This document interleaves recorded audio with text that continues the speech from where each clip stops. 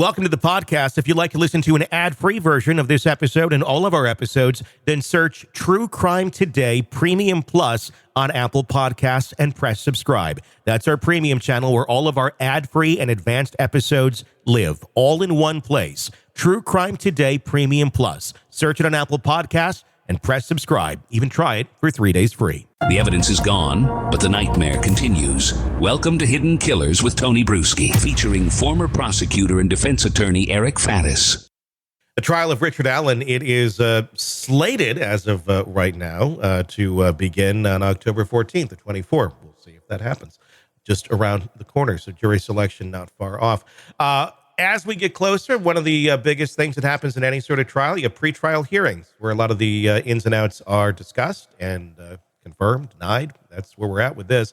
We're going to discuss Eric Faddis, defense attorney, former prosecutor. One of the things that the defense of Richard Allen wants to do, and pretty much every motion has been denied by now, is to take the jury to the crime scene. We've seen this in the Alec Murdaugh case. We've seen it in a couple others. It's not super common that they go on the field trip, but in high-profile cases where there's a lot of questions, sometimes they do. Prosecution says, no, it's dangerous terrain. That's literally the excuse. It might be dangerous. You might get a tick. They didn't say that, but might as well. What's your thoughts on this? Of why prevent something like this from happening if you're just trying to defend your client and paint the most accurate picture possible of the scene that these jurors are charged with trying to determine what took place there at? Yeah, I mean, Tony, that's where I'm at with it too. Like, what is the prosecution afraid of by having the jury go there? Some central issues to the case are Richard Allen's alleged proximity to what happened, the proximity of his vehicle to where the crime scene is, where they think this all went down. And so I think that's important for the jurors to physically see the geological and layout and everything, and geographical layout, and draw conclusions from that. Why prevent it?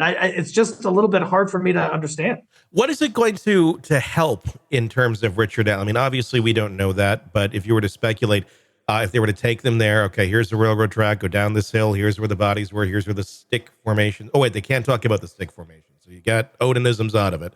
Here's the weird sticks that somebody piled up that happened to look like some sort of a paganistic ritual going on. What do you mean? Oh, we can't talk about that. What is it going to tell them other than, okay, they're there? I guess I'm also failing to see how this paints a picture of innocence for Richard Allen either. Yeah, and fair considerations. I think that the prosecution is likely going to present evidence that Richard Allen and or his vehicle were close to where all this went down, but maybe sort of the topography of that area, perhaps like, how things are laid out in hills and walkways and everything else might indicate, hey, he actually wasn't that close. His vehicle actually wasn't that close when you consider that he had to, walk down a 45-degree hill or something like that. And that's just me speculating. I haven't seen the area, but I'm wondering if that's the avenue that they're heading down in terms of defense. How does this usually play out when we see something like this being brought out to a jury? In Alec Murdaugh's case, the prosecution wanted to take him out and show it. In this case, it is the defense. Is this really kind of touch and go depending on the case itself and where and how that may weigh on either side? Or have you seen a trend on this where you take him out there and it seems to help the defense, or it seems to help the prosecution more in each individual case? It's really a case-by-case thing, and it depends in large part on the judge. And we've seen in this case, Judge Gold, at least in my appraisal, has been pretty darn biased against the defense. And, is she going to let them do anything like this that they would want to do? A different judge might be more open. I'm worried that she will not be. Well, she's denied everything. By the time we hear this, she may have made her decision on it, which is probably no, because that just seems to be what she says to everything on the part of the defense of Richard Allen.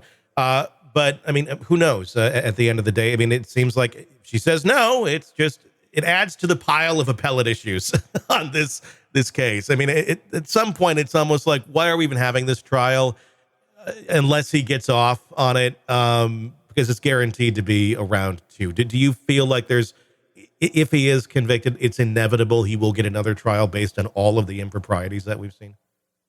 I can't say inevitable, but I can say that, there are certainly some eyebrow raising rulings over and over and over again from Judge Gold that seem to prejudice the defense and seem to not have a great basis in law or fact. And so those are primed for appellate issues. If Richard Allen is convicted, I think he's got a darn good shot at a new trial. It'll be very fascinating to watch as that is about to begin very, very soon. Welcome to the podcast. If you'd like to listen to an ad-free version of this episode and all of our episodes, then search True Crime Today Premium Plus on Apple Podcasts and press subscribe. That's our premium channel where all of our ad-free and advanced episodes live, all in one place. True Crime Today Premium Plus. Search it on Apple Podcasts and press subscribe. Even try it for 3 days free. Let's be honest. Nothing kills the thrill of a good murder mystery like a commercial for laundry detergent. It's like someone slapping a closed sign on your favorite dive bar. But you're not here for that, are you? You're here for the good stuff. So ditch the ads and upgrade to True Crime Today Premium Plus on Apple Podcasts. With True Crime Today Premium Plus, you get your crime straight. No chaser.